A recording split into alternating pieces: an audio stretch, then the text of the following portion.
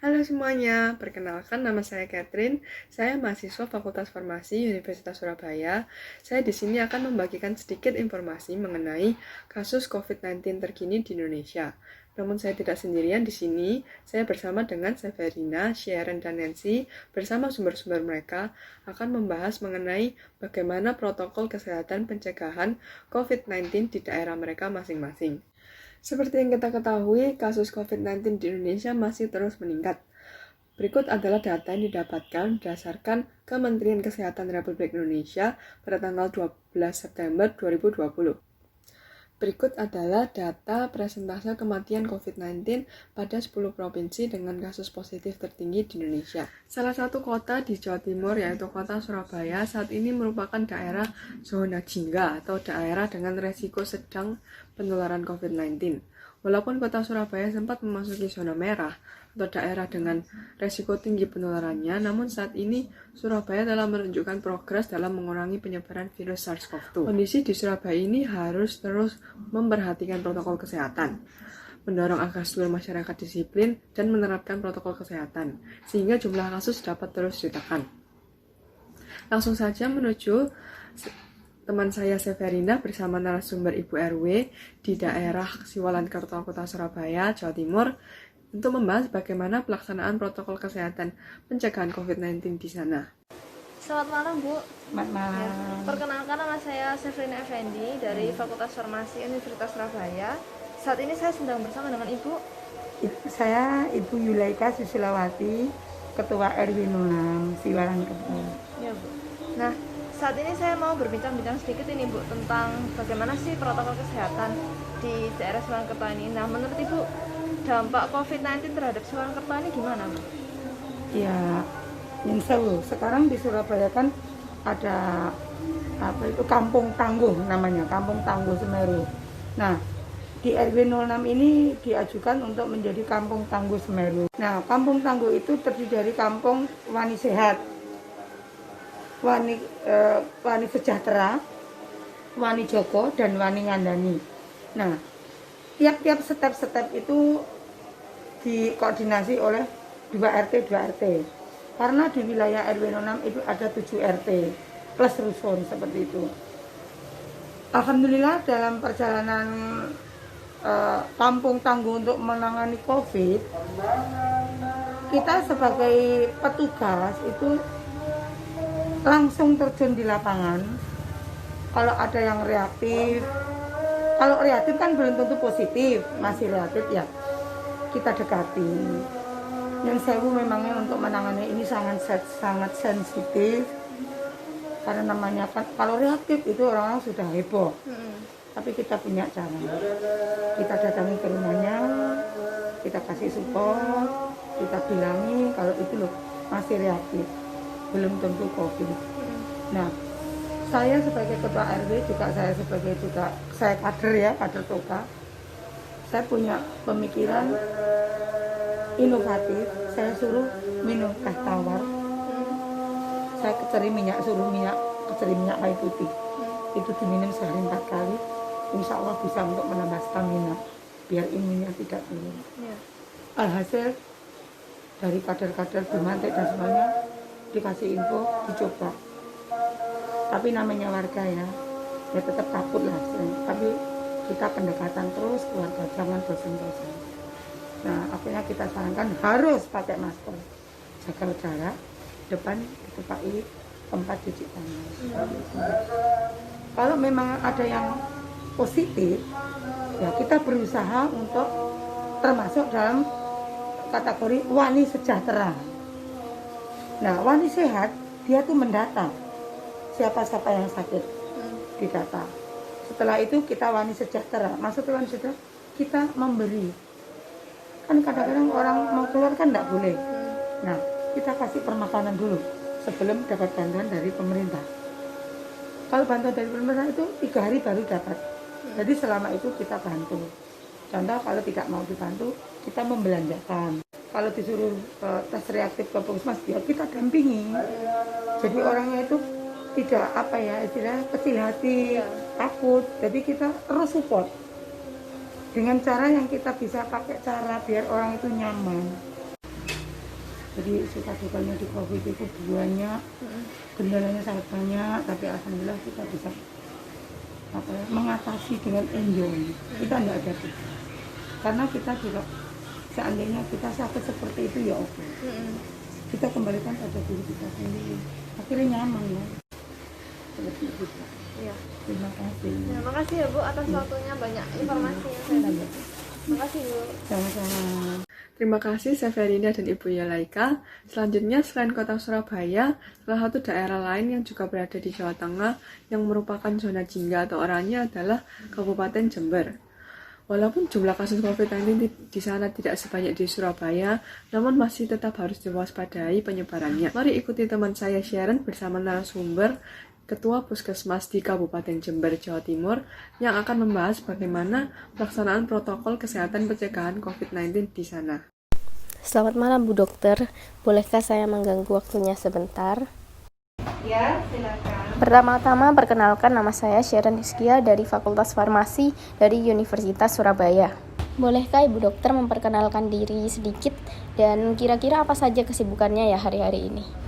Ya, nama saya Dr. Megawati, saya Kepala Puskesmas di Kabupaten Jember. Aktivitas sehari-hari pelayanan di Puskesmas, juga pelayanan di klinik. Kira-kira apa saja ya Dok protokol kesehatan yang berlaku dan bagaimana cara pencegahannya? Ini ada tiga protokol utama, yaitu satu pakai masker, yang kedua cuci tangan, dan yang ketiga jaga jarak. Bagaimana pelaksanaan protokol tersebut ya Dok? Apakah sudah berjalan dengan baik? Nah, kalau di masyarakat kita terus terang kalau dibilang baik belum, karena masih sangat banyak orang tidak memakai masker. Kemudian yang cuci tangan juga begitu. Kadang-kadang cuci tangan sekedarnya saja sebagai syarat untuk masuk mall, untuk masuk tempat-tempat pasar dan sebagainya. Kemudian jaga jarak apalagi. Lalu apa saja tantangannya ya Dok? Dan bagaimana cara mengatasinya? Tantangan pertama adalah meningkatkan pemahaman masyarakat. Yang kedua, meningkatkan kepedulian masyarakat. Yang ketiga, kita perlu kerjasama. Tidak hanya bidang medis saja yang harus menangani kasus pandemi ini, karena tidak mungkin semua ditangani orang medis. Lalu apa saja harapan dokter dalam menghadapi COVID ini dan era new normal nantinya ya Dok? Harapannya yang pertama, sebagai orang medis, kami berharap untuk vaksin bisa segera ditemukan. Tapi setelah vaksin ditemukan, harapan kami adalah semua masyarakat divaksin. Yang kedua, harapan kita bersama adalah supaya penambahan kasus tidak terlalu signifikan. Bolehlah tambah kasus sedikit-sedikit, 1-2 kasus setiap hari, masih wajar. Dan kalau bisa, harapannya adalah yang sakit itu pun bisa sembuh, tidak sampai meninggal. Kemudian yang ketiga, harapannya masyarakat siap dengan new normal ini. Seperti yang Ibu Dokter tahu ya Dok, anak-anak muda zaman sekarang ini kan masih banyak yang kumpul-kumpul sama teman-temannya gitu. Dan mereka kayak percaya diri gak bakal terinfeksi sama COVID-19 ini. Karena mereka berpikir sistem kekebalan tubuh mereka itu masih kuat. Mungkin dokter ada saran untuk anak-anak muda zaman sekarang? Untuk anak muda, nomor satu, Anda masih bisa belajar. Belajarlah banyak, ingin tahulah banyak. Tapi jangan hoak. Cari sumber pengetahuan yang benar, kemudian jadilah contoh. Terima kasih ya Dok, saya minta maaf jika mengganggu waktu dokter.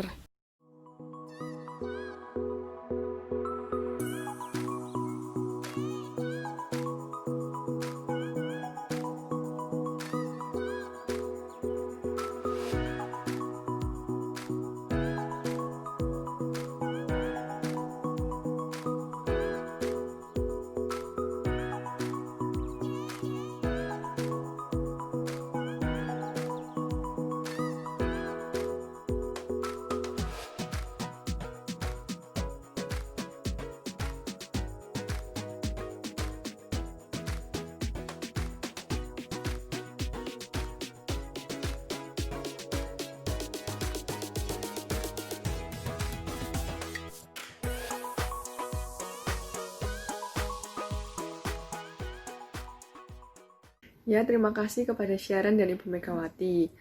Kami berharap kalian semua dapat mengikuti bagaimana cara mencuci tangan dengan benar agar kita semua dapat terhindar dari penyebaran COVID-19 ini.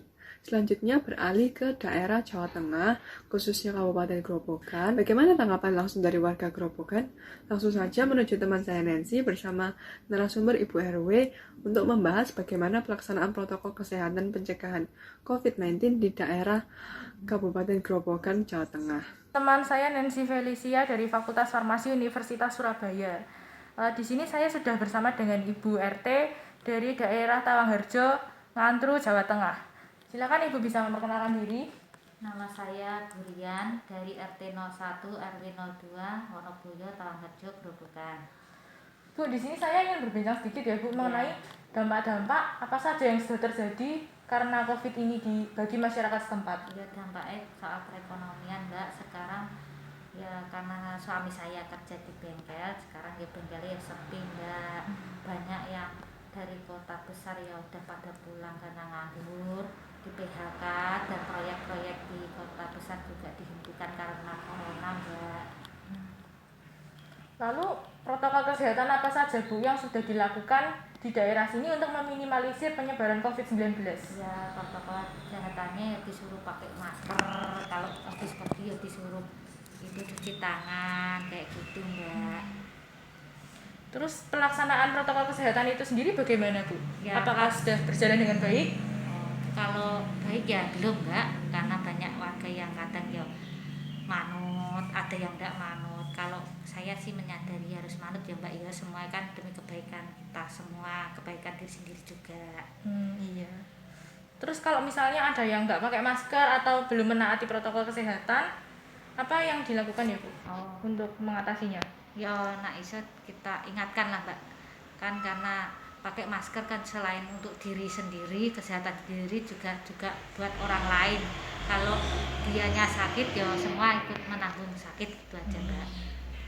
Terus apa ya Bu harapannya untuk daerah ini agar nantinya untuk menghadapi situasi new normal nantinya? Ya, saya harapkan semoga COVID ini cepat berlalu lah Mbak, perekonomian kembali stabil lagi, anak-anak bisa masuk sekolah seperti biasa. Kalau suruh sekolah online ini ya kayak berat gitu loh Mbak, enak kehidupan yang normal-normal seperti dulu lagi gitu. Terus mungkin ada yang bisa disampaikan Bu atau himbauan untuk anak muda yang nantinya akan menonton video ini? Ya, himbauan saya ikutilah protokol yang sudah ada, pakailah masker setiap kali keluar rumah, jangan lupa cuci tangan, kalau bisa jangan grumul-grumul kayak gitu loh, nongkrong-nongkrong ya manuti peraturan lah. Kalau nongkrong-nongkrong kan dampaknya buat diri kita sendiri ya Mbak. Iya. Jaga jarak yang penting, jangan lupa selalu ikuti peraturan yang sudah ada. Oh iya. Baik, mungkin cukup segini ya Bu yang saya tanyakan. Terima kasih atas informasinya. Terima kasih Nancy dan Ibu Rian. Sekian video dari kami, semoga bermanfaat, tetap jaga kesehatan, dan jangan lupa mengikuti protokol kesehatan pencegahan COVID-19. Terima kasih, bye-bye.